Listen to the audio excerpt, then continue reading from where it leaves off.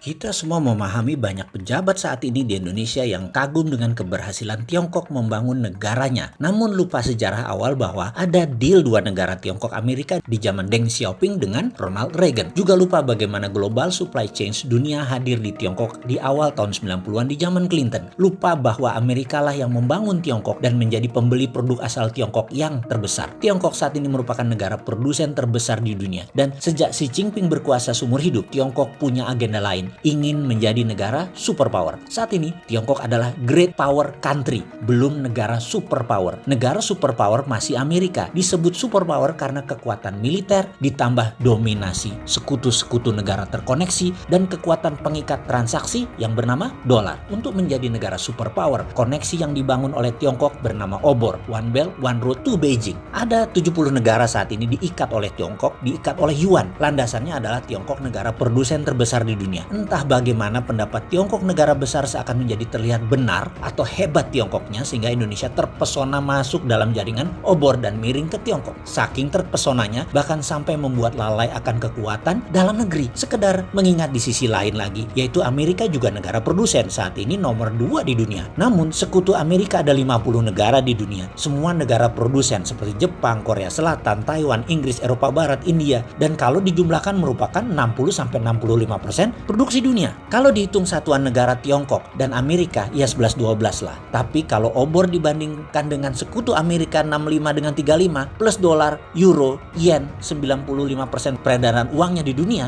jauh lah. Yuan hanya 1,7%. Terlalu beresiko pindah sumbu tanpa persiapan matang di dalam negeri yang menganalisanya. Mungkin sudah dianalisa, namun siraman cuan, kecepatan lebih cepat dari kemampuan berpikir. Jadi Tiongkok is the best, layak diikuti dan ditiru. Dan ini yang menjadi peduli kita mengingatkan, dalam membangun ekonomi dalam negeri harus berbasis UKM. Apakah saat ini pejabatnya punya ilmu yang sama, solusi yang sama, dan strategi yang sama dengan kita? Kayaknya otot pengetahuan kita beda ya. Kayaknya platform bernegaranya juga beda. Saat ini fokusnya juga beda. Saat ini lebih senang dengan elitis digarap, bukan bottom of pyramid para UKM. Karena itu kita infokan hal yang mungkin pemerintah bisa adopsi. Jadi sekedar mengingatkan lagi, banyak negara sekutu karena COVID mencetak uang sebagai solusinya. Untuk itu, kita berikan lagi sudut pandang yang lain agar menjadi lebih paham mengapa uang mesti dicetak agar masalah keuangan selesai dengan cepat. Namun, maha guru ekonomi Indonesia tetap memuja sampai mati cetak uang adalah inflasi dan salah. Monggo, silahkan percaya sama ilmu kalian, tapi boleh dong ada ilmu lain kalian pelajari. Kembali mengingatkan, di tahun 2008 Amerika kena subprime mortgage yang mengakibatkan Amerika mencetak uang triliun dolar untuk membail out masalah lembaga keuangan yang bermasalah tadi. Kita sederhanakan biar paham. Saya, si Bosman Sontoloyo ini punya hutang 1 miliar ke Pak Jokowi. Pak Jokowi punya hutang 1 miliar ke Pak Pratik. Pak Pratikno juga punya uang 1 miliar ke Pak Luhut. Pak Luhut punya hutang dengan Pak Erik. Pak Erik punya hutang 1 miliar ke Bu Sri Mulyani. Terus akhirnya misalnya ke Pak Prabowo punya hutang ke bank.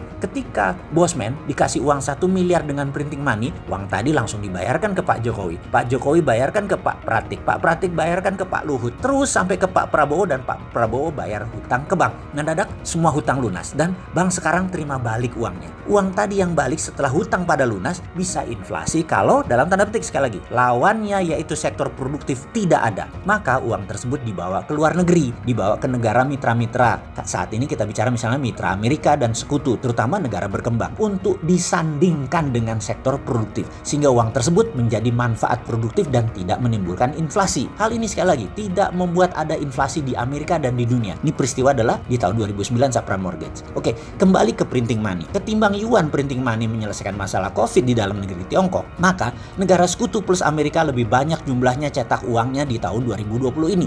Amerika, Inggris, Jerman, dan negara Eropa banyak negara yang mencetak printing money saat ini untuk solusi ekonomi COVID. Inilah yang menjadi alasan mengapa kita ingin mengingatkan lagi ke pemerintah. Solusi ke depannya bagaimana sebaiknya agar Indonesia bisa menangkap peluang uang beredar banyak, dana murah lagi. Kembali ke zaman tahun 2011, 2012, 2013. Dana murah dari luar negeri yang membanjiri Indonesia akan kembali lagi seperti itu di tahun 2022 dan 2023. Inilah golden moment.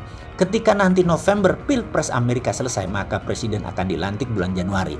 Di masa 2 bulan ini, biasa Amerika akan bukan saja mengurusi dalam negeri, namun sekutu-sekutunya di luar negeri diurus juga. Di ASEAN ada yang masih gamang seperti Singapura, memihak Tiongkok atau ambil posisi netral seperti pengakuan Indonesia namun miring ke Tiongkok dalam trade war Tiongkok Amerika ini.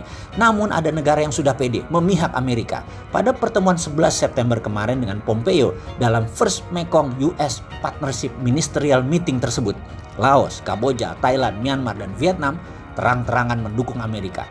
Maka bisa dipastikan di tahun 2021-2022 dana murah akan membanjiri negara-negara tersebut persis seperti Tiongkok di tahun 1980-1990-an. Trump atau Biden November nanti bukan masalah, tapi bisa dipastikan kalau Trump yang jadi gamat terbanyak negara. Karena itu ada baiknya Omnibus Law disahkan setelah pemilihan Presiden Amerika biar Indonesia nggak salah langkah. Tujuan Omnibus Law kan sederhana, mendatangkan hard currency ke Indonesia, meningkatkan kesejahteraan rakyat. Makanya hati-hati, jangan buru-buru. Tanya si Sontoloyo ini kayak sesekali, lupa, gue bukan siapa-siapa ya.